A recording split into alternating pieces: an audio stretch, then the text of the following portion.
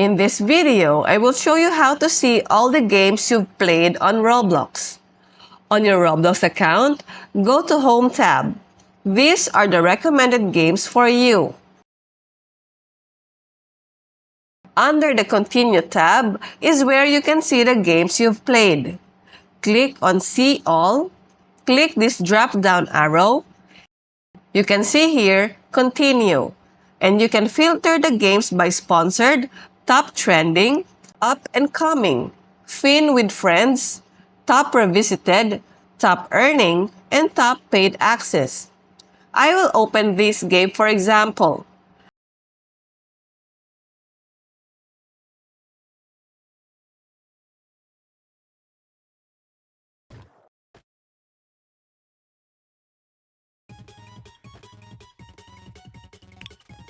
After I play this, I will leave the game.